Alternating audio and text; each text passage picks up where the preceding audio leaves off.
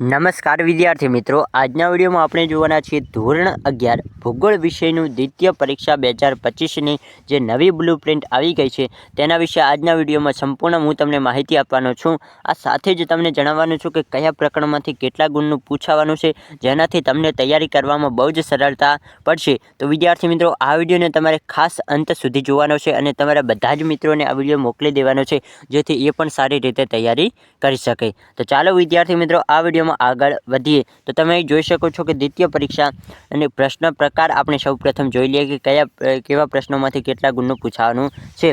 તો સૌપ્રથમ વાત કરીએ હેતુલક્ષી પ્રશ્નો, તો કે હેતુલક્ષી પ્રશ્નો તમને 5 જોવા મળશે અને એક હેતુલક્ષી પ્રશ્નનો 1 ગુણ આપવામાં આવે તો 5 પ્રશ્નોના 5 ગુણ। પછી છે અતિ ટૂંકા પ્રશ્નો, જેમાં તમને 5 પ્રશ્નોના 5 ગુણ આપવામાં આવશે, એટલે કે એક વાક્યના જે પ્રશ્નો હોય તેના પણ એક પ્રશ્નનો 1 ગુણ આપવામાં આવશે। પછી છે ટૂંકા પ્રશ્નો, જે 4 પૂછાશે જેના તમને 8 ગુણ, એટલે કે એક પ્રશ્નના 2 ગુણ। પછી છે વિદ્યાર્થી મિત્રો થોડાક લાંબા પ્રશ્નો, જે 4 પૂછાશે જેના તમને 12 ગુણ આપવામાં આવશે, એટલે કે એક પ્રશ્નના 3 ગુણ। પછી છે નિબંધ પ્રકારના પ્રશ્નો, જે ખૂબ મોટા હોય છે, તો તે કેટલા પૂછાશે તો કે 4 પ્રશ્નો પૂછાશે અને તેના તમને એક પ્રશ્નના 5 ગુણ, એટલે કે 20 ગુણ તેમાંથી મળશે। એટલે કે ટોટલ તમારે 22 પ્રશ્નો તમારા દ્વિતીય પરીક્ષાના પ્રશ્નપત્રમાં લખવાના રહેશે અને તેના તમને 50 ગુણ આપવામાં આવશે।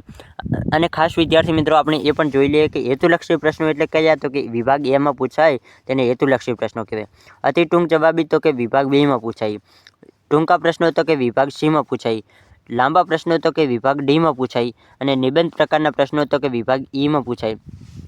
તો કે વિભાગ એમાં 1 ગુણના પ્રશ્નો પૂછાશે, વિભાગ બીમાં પણ 1 ગુણના પ્રશ્નો પૂછાશે અને વિભાગ Cની વાત કરીએ તો વિભાગ Cમાં 2 ગુણના પ્રશ્નો, વિભાગ Dમાં 3 ગુણના પ્રશ્નો અને વિભાગ Eમાં 5 ગુણના પ્રશ્નો પૂછાશે। તો આ રીતે વિદ્યાર્થી મિત્રો સંપૂર્ણ તમારી બ્લુપ્રિન્ટ હશે।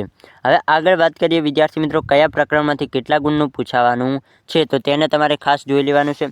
અહીં પ્રકરણનું નામ આપેલું છે અને અહીં તેની બાજુમાં ગુણભાર આપેલો છે।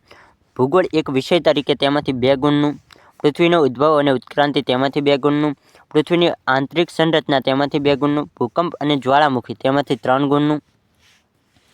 પછી છે ભૂકંપ અને જ્વાળામુખી એમાં તો જોયું, ભૂમિખંડો અને મહાસાગરો તેમાંથી 3 ગુણનું, ખડકો અને ખનિજો અને જમીન તેમાંથી 2 ગુણનું, ભૂમિ સ્વરૂપોમાંથી 9 ગુણનું, વાતાવરણમાંથી 9 ગુણનું। તો વિદ્યાર્થી મિત્રો, આમાં તમારે 2 પ્રકરણ જે મોસ્ટ પૂછાય એવા છે, તો કયા 7 અને 8, આ 2 પ્રકરણમાંથી 9 ગુણનું પૂછાય છે। તો 9 18 ગુણનું તો આ 2 પ્રકરણમાંથી જ થઈ જાય। જો તમારે માત્ર પાસ થાય એટલે તૈયારી કરવી હોય તો તમે આ 2 પ્રકરણને કરી શકો છો।